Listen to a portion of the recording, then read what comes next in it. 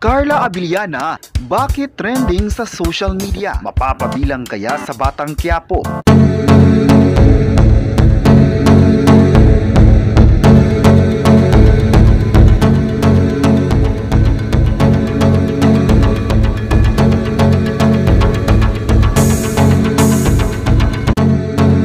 Maugo ngayon ang pangalan ng kapuso star na si Carla Abiliana.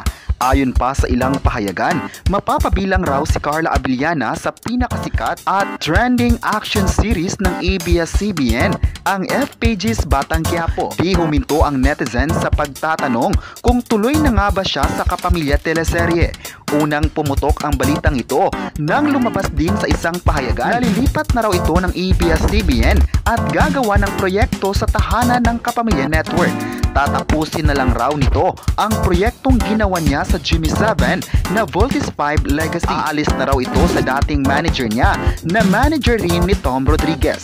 Kung matutuloy raw ang lipatan, posibleng mapapabilang ito sa Batang Quiapo at gaganap bilang anak ni Olga. Pero wala pa namang kumpirmasyon sa hula ng netizens.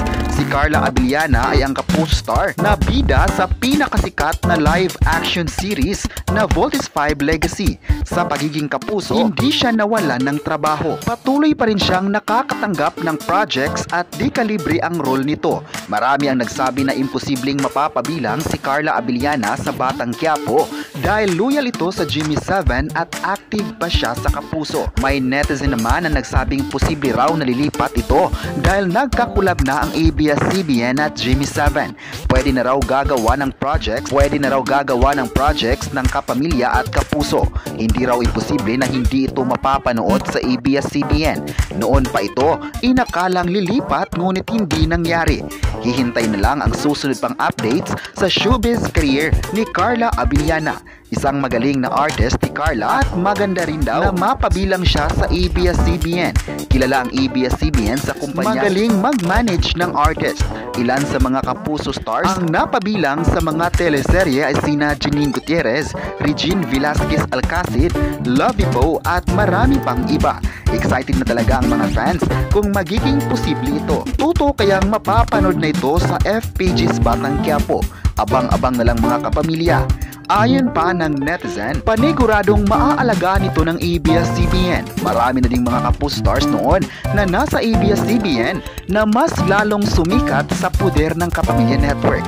Ayon pa ng netizen, good decision para sa mga artistang papasok sa bakuran ng ABS-CBN dahil kilala din ang ABS-CBN sa talent management company na nag-improve ng mga artist. Isa din itong media giant sa Pilipinas. Kayo, anong masabi nyo na posibleng mapapanood si Carla Abiliana sa Batang Quiapo? I-comment na kung excited na ba kayo dito at huwag kalimutang i-subscribe ang ating YouTube channel.